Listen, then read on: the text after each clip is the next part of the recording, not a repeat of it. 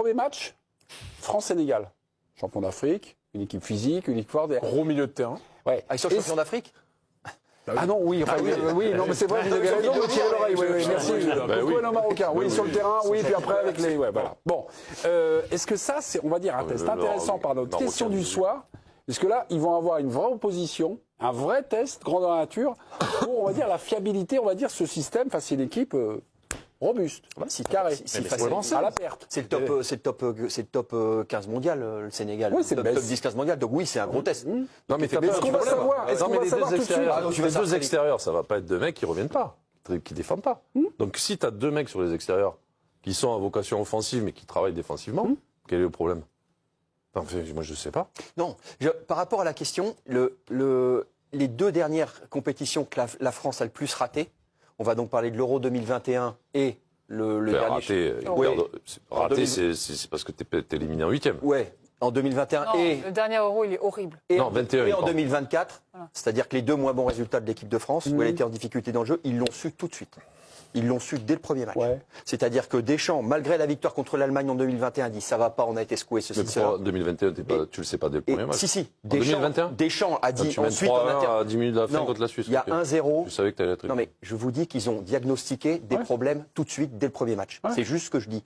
La dernière fois en 2024, dès le match contre l'Autriche, qui moi des tribunes me semblent très correctes. Ils sont inquiets. Non, ils sont inquiets. Il y a des choses qui vont pas, Griezmann ça va pas, Mbappé ça va pas. Il y a des choses qui. Donc en fait, le premier match, historiquement, a effectivement posé un cadre. Enfin, en tout cas, quand il y a eu des warnings, ils les ont allumés tout de suite. Mais c'est drôle parce que moi, quand vous me dites ça, je pense à 2018 où le match contre l'Australie, le premier match, est pas terrible. Il y a un document TF1 où Deschamps met une bonne ressemblée aux deux excentrés, notamment à Kylian Mbappé, en disant tu peux faire plus de courses offensives, tu peux faire plus d'appels à vide.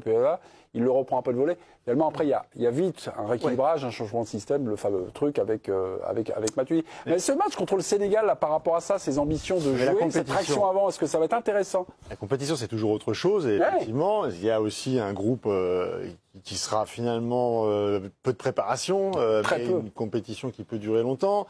Et il y a par essence un équilibre, une atmosphère sur le terrain en dehors qui est unique par compétition. Donc ça, même pour le staff aujourd'hui, inconnu. Avec 14 ans d'expérience après passer partout, tu sais qu'il y aura à un moment donné, il faudra s'adapter, comme dit Deschamps.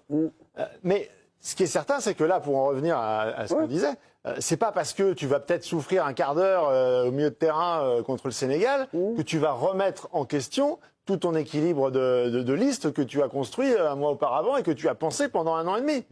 Donc je pense que les choses, elles sont très claires. En revanche, moi, ce que j'ai entendu, et ce qui me paraît assez cohérent aussi par rapport à une compétition longue, par rapport à ce qu'on sait aujourd'hui du foot moderne, le fait d'avoir que tous les coachs ont appréhendé désormais le fait de pouvoir faire plus de changements qu'avant. Et que ce soit pas uniquement parce qu'un mec est cramé à la 82e, mais parce que tu peux le penser globalement sur une compétition. Et j'ai entendu Didier Deschamps le dire à 2 reprises. D'avoir un coaching, on va dire, un peu plus actif. Voilà, et qu'on va pouvoir, on aura peut-être un peu moins cette fameuse équipe type, ces 11 mecs qui vont démarrer. L'exemple N'Golo Kanté qui, au bout de 3 matchs, commence à tirer la langue, mais parce que il est dans 2024 à l'Euro.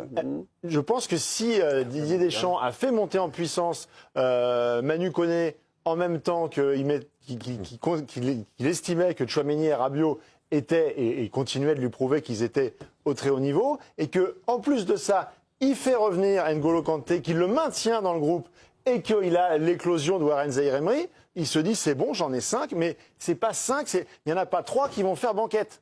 Je pense qu'il va y avoir une rotation. À mon avis, Tchouaméni, Rabiot partent avec un temps d'avance, mais il y aura une rotation. Et ce sera Maxence Lacroix, c'est pareil, il n'est pas là pour beurrer les tartines. Il va jouer, à un moment ou à un autre.